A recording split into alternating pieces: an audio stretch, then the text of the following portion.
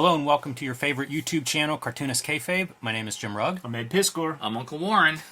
And we got a special video here today. Uncle Warren has brought his Talbot, Bryan Talbot collection. We will be diving into the whole catalog as we take a look at this unique artist. But I want to remind everybody, we are a daily comic book YouTube channel. We have about 1,500 videos, and you can search them on the Cartoonist Kayfabe YouTube homepage. So if you're looking for your favorite comic book or creator, that's the place to start. We also have a Cartoonist Kayfabe Patreon, and the King Kayfabers actually are sitting in on this recording session and getting the first crack at all the books that we show off whenever we record these videos. Sometimes these books are rare, hard to find, go up in price. We call that the Kayfabe effect.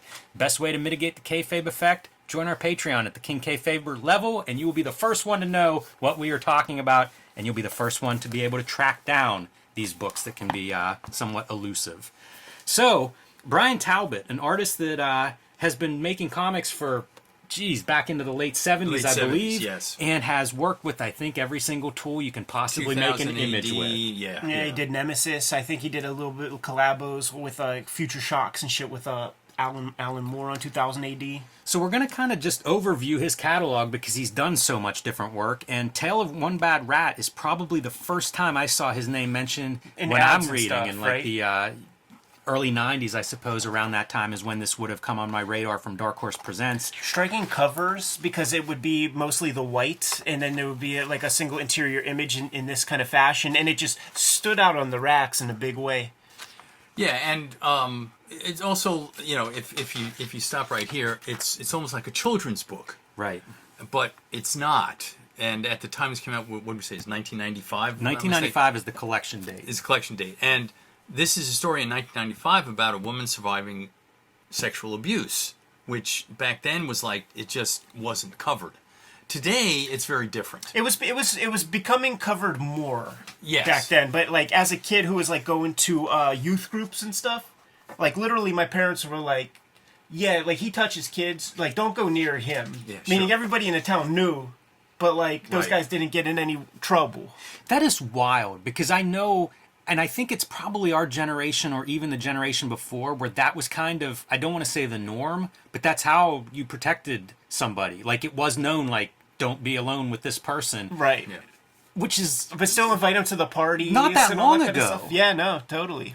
And one of the things that strikes me about this book, even now, 30 some odd years later, is his faces, in particular in this book, that they're very, every emotion Yes. is very purposeful in what he's putting into every panel. He's using clear line style because this is color. So he's allowing the color to do its thing. Very European style, French Yes. kind of vibe. what a spread. Like it really feels like you're on display here with this amazing visual artist, but also, you know, setting up these characters. And I love sitting there absentmindedly drawing on your pants. I feel like this is a thing if you're prone to doodling. Yes, right. We've all done this at some point. Yeah, so this woman's on the streets. As a matter of fact, this is the Scream. If you look at the Scream, and this person is where Fascinating. Okay. Yeah, an incredible artist, as we're going to display, you know, like going through here. That almost looks like somebody, like a Neil Gaiman or somebody making an appearance. We got to get the shoot interview. Yeah, we really do. Because like I say, this is an artist who, very Look atypical at the of comic lighting. book artists. That's beautiful. I was looking at, like this panel earlier. That attention to subtle mood and emotion. Yeah, and this whole book was about subtle mood and emotion. I mean, just look at. He was very purposeful in the features that he was showing on people's faces in each panel, trying to give you more information than just the word balloon in terms of what was being conveyed. Thoughtful layouts too, with the way he's putting in these panels of like people and their reactions, their facial reactions. I feel like that's something that I've seen Miller, Quitely, Chaykin do these kinds of things, but it's not common, and it definitely wasn't common in the early 90s. Yeah, like this is an outlying project. You know, I'd put it right up there with stuff like Stuck Rubber Baby. Rubber Baby Blanket, yeah. I'm going to assume he's coloring this himself. Yeah. Yeah, I think so. That's another outlying piece, because in the early 90s, like, this is sort of an indie artist. Like, you just weren't seeing that much color, let alone applied at an indie level and applied by the person who's writing and drawing. Right. Yeah, it was so many divisions of labor in mainstream comics of Marvel and DC, and it would be, a topic of an article if a guy starts to ink himself. Right. Yeah, right. And I got turned on to him because Big Planet Comics was my local store, and one of the guys working there, Greg Bennett, was friends with Bryan Talbot, so he would come through, like Alice in Sunderland, this book. And so I would go over there, and there he would be, and I'd pick up the book and be like, oh, this is cool, and start reading it. It was like, whoa, this is different. Yes, for sure. A whole bunch of different levels. Shouts to Greg Bennett, man. I've bumped into that guy on numerous countries. Yes, he's now in Denmark. Interesting. This video is brought to you by the books that Ed Piskor and I make. Coming out this November, Street Angel Princess of Poverty from Image Comics joins Street Angel Deadly Squirrel Live to complete my Street Angel collection. Hulk Grand Design, available where better comic books are bought and sold, but running out. So pick that one up if you haven't already. And my self-published comics, True Crime Funnies, 1986 zine, and BW zine will be available on jimrugg.com October 26th. Hip Hop Family Tree, the Omnibus, will be out in October. Pre-order that one if you haven't already. Put your name on a copy before it is gone. X-Men Grand Design by Ed Piskor will be collected, all 3 volumes in one trade paperback in time for the holiday season. That's another one to pre-order, the X-Men Grand Design trilogy paperback. And Red Room, Trigger Warnings, Antisocial Network, and coming very soon, Crypto Killers. Pick these up wherever you buy comics. And now back to our video. So I don't know the best way to go. Like I said, this is a very, very different cartoonist, so I figure we'll just go from work to work to kind of give a sample of what he's doing. This is a 2014 Yeah, it's 2014. publication. So starting with, I think, this book, or maybe the book before, they started doing some graphic novel histories. Yeah. And so this is about the suffragette movement in England. And you see him working collaboratively here. Yes. I'm going to His assume wife and another her, writer. I don't know. And it's a very different style. Fast style. Yes. Because, 2014, this is that era of, for a decade there's the potential of a graphic novel boom. And it seemed like, Hip Hop Family Tree falls into that, where it seemed like doing historical stuff gave the outside world a context to fuck with comics. Yes. Well, that's what Mouse was all about. Right. Yeah, So, you could sell this to people who are interested in the subject and have no point of view when it comes to comics. Right. And the women's suffragette movement, that's been big. And what's interesting about this one is now the book he did after this was done in the same kind of wash style, but without any of these color highlights. So that's why I chose this one. You can see a little green here and there. So on every page, every other page, whatever it was, he threw something different in from a color perspective. And over in England, they were much more radical about the women's suffragette movement than over here. It's crazy. It's so silly to read about now. But hit your point. They were going in and damaging pieces of art, and they were going on hunger strikes, and they were throwing things. They were much more violent over there than they were over here. And so it's very interesting. And some of them who went on, in fact, the women who went on hunger strikes here were force-fed in prison. Damn. Okay, so that's how much they didn't like them. And some of those were thrown in prison just because they said something bad against Woodrow Wilson during World War I. And so in the Sedition Act, they just threw him into jail. Terrible stuff that was done. I like seeing, I've been reading, for whatever reason, more nonfiction comics, and I kind of like seeing how people tackle that, because it can be a challenge to bring to life these historical figures. Yes, yeah, exactly. And like I said, it was really nice showing just where he chose to put the color in. It's the value of having a cartoonist who has that visual component and the experience to recognize, how do you bring something extra? Add some extra value instead of just being graphic novels are a growing part of the bookstore. Let's do it as a graphic novel. But then you get somebody who's a master cartoonist and they're able to bring that extra component and really make it pay off a bit. Now this book, Alice in Sunderland, this is a little, when we talk about history, this is a little different. This is really all about Lewis Carroll, the Sunderland area, what happened in that area over the course of time, how Lewis Carroll and Alice in Wonderland kind of intertwined with the history of the area. So there was, I was rereading this, and there's a lot of it that I have to admit that if you, see, this is one of the ones I got at Big Planet. You really need to know something about English history, particularly the Midlands. So this is a 2007 first edition of this, and again, what I call to attention is how much we're going to see him using different tools in here. And also 2007, this is when those tools are, like, some of this stuff's cutting edge for 2007, and it's going to look a little dated probably at times, but I find it fascinating and applaud the effort of, like, let's bring it all in, let's try it all. And I think that's one of the things I think of when I think of Bryan Talbot and his work. And you can see, like, really unusual choices of, like, bringing in this marble texture for walls. Just a lot of experimentation as we go into this, which makes sense for an Alice in Wonderland as your subject matter. Absolutely. And you can see it starts out in black and white, and then all of a sudden, it's like the opening of Wizard of Oz. Yeah. In that respect. Then all of a sudden, boom. And so this is kind of an overview page about all the famous people or all the famous characters that originated in this part of England. And we'll talk about, like, there's a lot of computer graphics on display here, but that's not the only tech. Like, we're getting, like, Google Maps images and things that are really starting to come into the pop culture. He's incorporating that stuff as well. Andy Cap. And, these montages he was doing. And so you look at this, that he went back and got old sheet music and old posters and Laurel and Hardy, the Beatles, and kind of just threw this all together in a really interesting way. Yeah, still with your pen and ink drawings, although who knows? Those may be digital drawings too. Like, you start looking at this and it becomes very difficult to know exactly what we're seeing.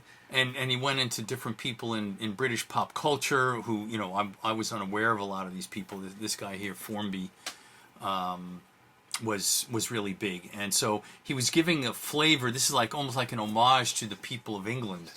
Yeah, really setting context. Absolutely. Yeah, one of the magazines on the previous page was Viz, and when I think of Viz, I think of the manga publisher.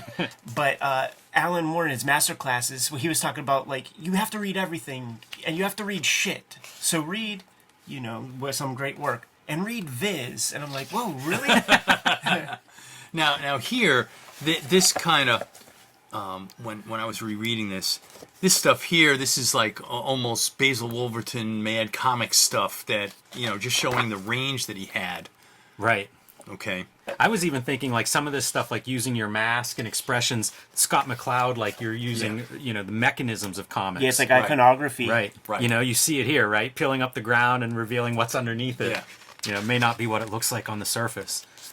The other thing when I'm flipping through here is it calls to mind Luther Arkwright, which is going to be fun. We'll look at that before the video's over, but with a whole different set of tools. But it's still kind of doing these almost collages of history. Right. And figuring out how to visually represent that tapestry of a lot of different lines of narrative, overlapping and informing each other. And one of the things about Talbot is that he not only puts a density into the page, but he puts a density into his word balloons.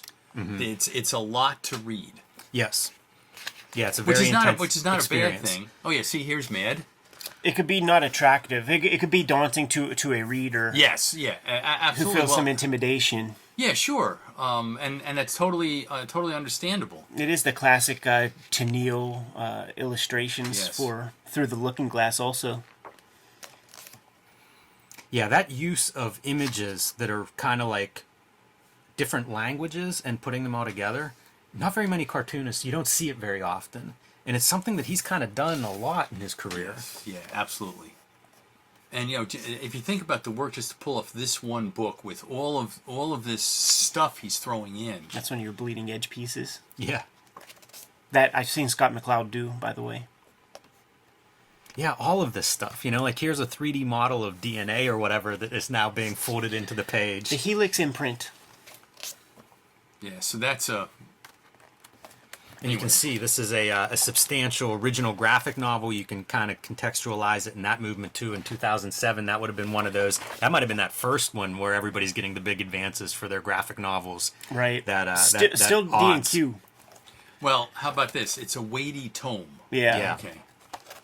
So let's contrast that with a series he did entitled Grandville. Now, Grandville actually refers to a French caricaturist who worked in circa 1820, 1830, who did these really fabulous drawings of animals dressed up as human beings, and started that whole genre. And this is really different than what we just saw, and also different from Luther Arkwright. Full furry.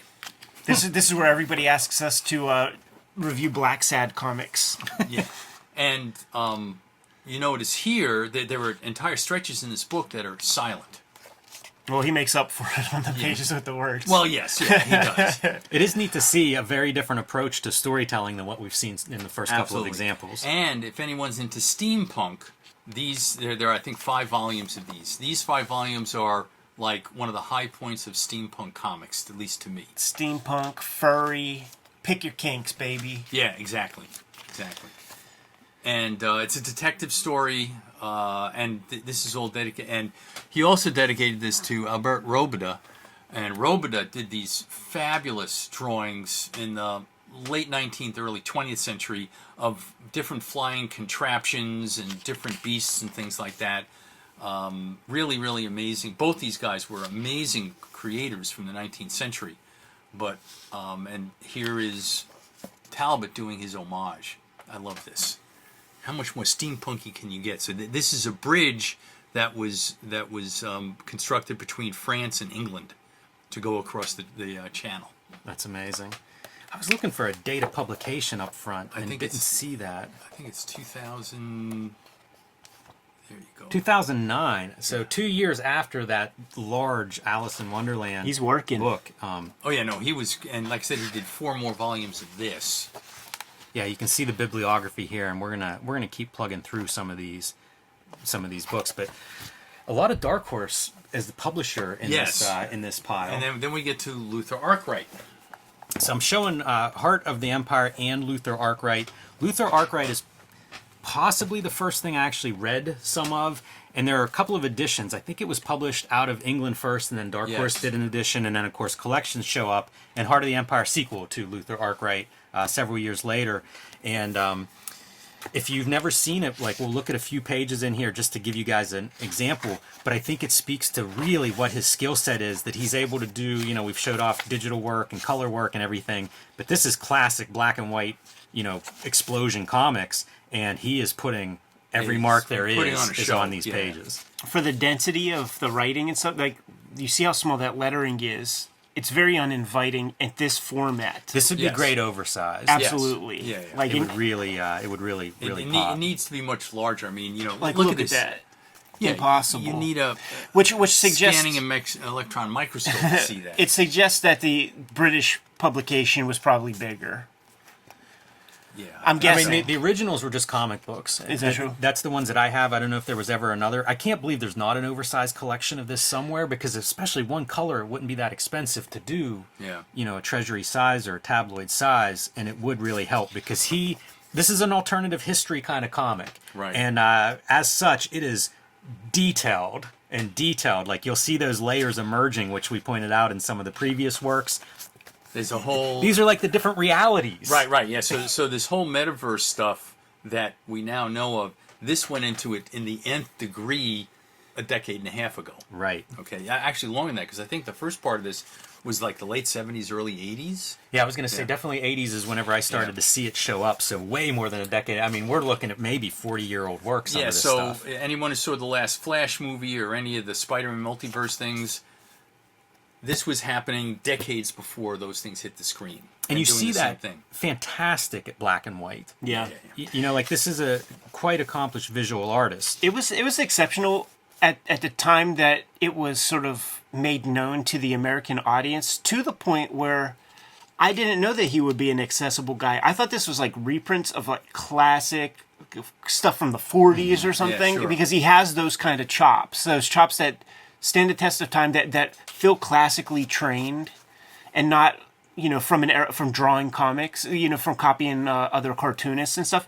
Right. But there's probably some in there. There's probably Frank Bellamy is a part of this guy's DNA. Yeah, right. How about that for like your airship? Yeah, you know, sure. from one of these alternative realities, alternative history lines. Steampunk. Beautiful. Okay. Absolutely beautiful. And you see these kinds of panels where it's like 45 characters all drawn in detail in one panel. It's wild stuff. And here's the other part where I connect to this work. First time I ever saw Octobriana or ever heard of Octobriana was in Luther Arkwright.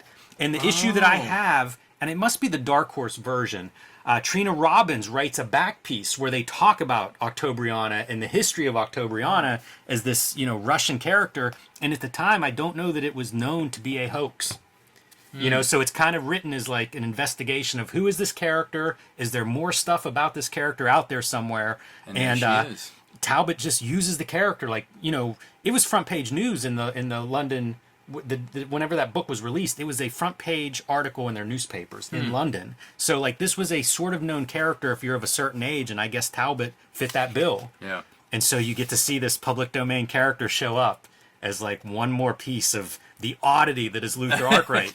Because if you would get like an issue here or there, and at a glance, tell me that doesn't look like it was something done in early computer graphics. Totally. It wasn't. But Right. like he has that kind of eye of putting these images together in different ways that the computer is almost like the manifestation of what he was doing by hand in the past. But I would pick up like random issues of this and have no idea what I was reading. Yeah. It feels so thorough and also so epic. It just was a different world altogether.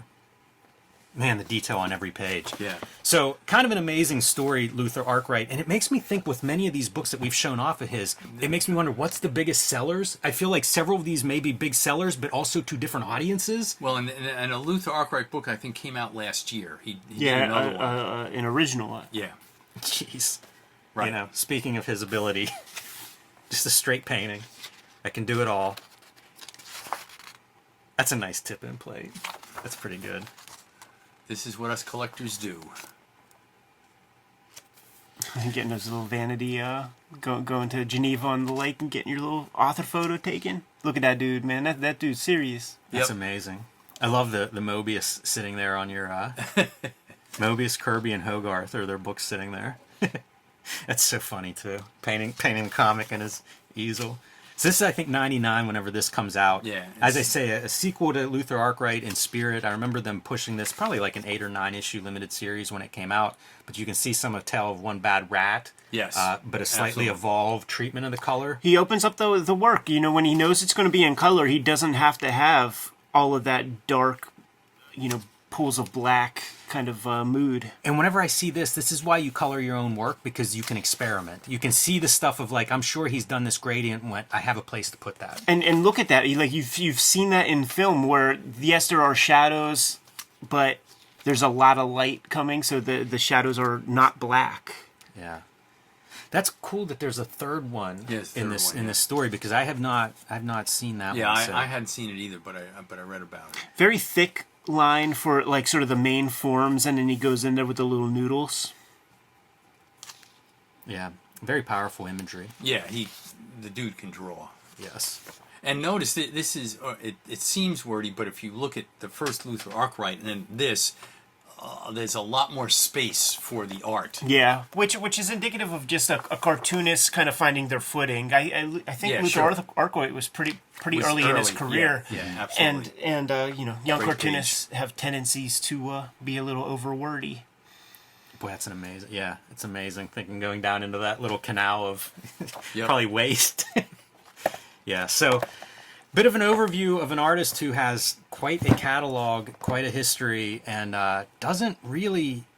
It's amazing what he's made, because in a lot of ways, when you go from book to book, it feels like he's not thinking in commercial terms. Right. But as I said, I bet you a lot of these books have a devout following, but I don't know how much they overlap either. Yeah, I don't either. Fascinating cartoonist, and somebody we should We'll track him down. reconnect to for get some answers to these He questions. would be a great interview. Yes. Kayfabers, like, follow, subscribe to the YouTube channel, hit the bell so that we can notify you when new videos are available. 1,500 videos or so are live on the Cartoonist Kayfabe channel, and you need to see if we covered your favorite topics. Go to the magnifying glass on the front page of the Cartoonist Kayfabe channel, give it a search, and watch those episodes if we've done them. If we haven't talked about your favorite comics, you have to let us know. Put put something in the comments, and we will push those comics a little bit higher on our to-read stacks. The King Kayfabers in the audience are our biggest supporters on Patreon, and they get access to all the videos before anybody else. And about 3 dozen of them are sitting in the live stream recording session that we have exclusive to them while we are recording these conversations. So they get access to everything before anybody else and can make smart economic buying decisions before these videos hit Gen Pop. Ultimately, the vids are brought to you by the books that we make, and you're checking out our bibliographies right in front of you. There it is. Look at those the lovely hands.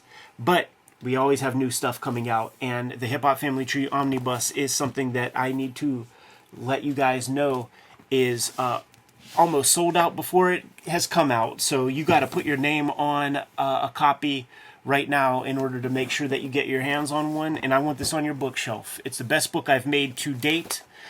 Collecting the entirety of Hip Hop Family Tree on its 10-year anniversary, the 50th anniversary of hip hop culture, has 150 pages of material that is not in the original 4 volumes. So this will sit tidy on the shelf, and once again, it is the best thing I've made to date. So please scoop it up, and you'll have access to it in plenty enough time for the gift-giving season. X-Men Grand Design Trilogy trade paperback is another book that I'm going to have out for the holidays, collecting all of my X-Men Grand Design works in one handy-dandy package, so scoop that up. The current focus, the past couple of years though, has been Red Room. Each of these stories is completely self-contained, so you could start anywhere, but in January we're going to release the 3rd in the Red Room trilogy. It's called Crypto Killers, so put in your orders and pre-orders for that book right away. Jimmy, I know you got a gang of stuff coming out. I do. I need you guys watching at home to go to your comic shop and pre-order Street Angel Princess of Poverty. Now is the time. It'll be out in November. Princess of Poverty collects all of the Street Angel stories that are not in Deadliest Girl Alive, and they are designed to be a nice-looking set on your shelf. So pick up Deadliest Girl Alive while you're there if you haven't already. It is also in print from Image Comics. The Hulk Grand Design Treasury Edition. Sold out at the distribution level, everybody, so you need to grab one of these if you want to add it to your collection, and I don't want to leave any of the comic shops that supported this book in the lurch with these sitting on the shelves. So pick this one up if your comic shop still has it and you don't, because once they're gone, hard to tell when these will be back in print. And I have been self-publishing lately. So my black and white zine celebrating the black and white explosion, the 1986 zine celebrating the greatest year in comics history, and True Crime Funnies, 3 nonfiction stories, including a couple of wrestling yarns, will all be available on jimrugg.com October 26th. That's going to be my holiday fall sale. So mark it on your calendar because there are limited quantities. Hopefully I'll have enough for everybody, but be the first one in line, not the last one. And if you can't wait until October 26th, you can join patreon.com/JimRugg, where you can download and read a lot of my comics, mini comics, and zines that are out of print. Uncle Warren, got to thank you for bringing this Bryan Talbot collection of works here. It was an honor. Thanks a lot for indulging me on this one. In fact, it was great because what are we going to do? I started walking through my library and I was like, well, how about Bryan Talbot? It's like, yeah, let's go ahead and do that. Yeah, very important. The books are the most important way to support the Cartoonist Kayfabe channel, but there are a number of other ways that you can support the channel, and Jimmy will let you know. Subscribe to the Cartoonist Kayfabe e-newsletter at the links below this video to stay up to date on everything we are doing and everywhere we are going. You can also pick up Cartoonist Kayfabe t-shirts and merchandise, coffee mugs, hats, stickers, all kinds of good stuff at our spread shop. That link is also under this video in the show notes. There you have it. Plenty of ways to keep these videos coming to you on a regular basis. Jimmy, give them the marching orders and we'll be on our way. Read more comics.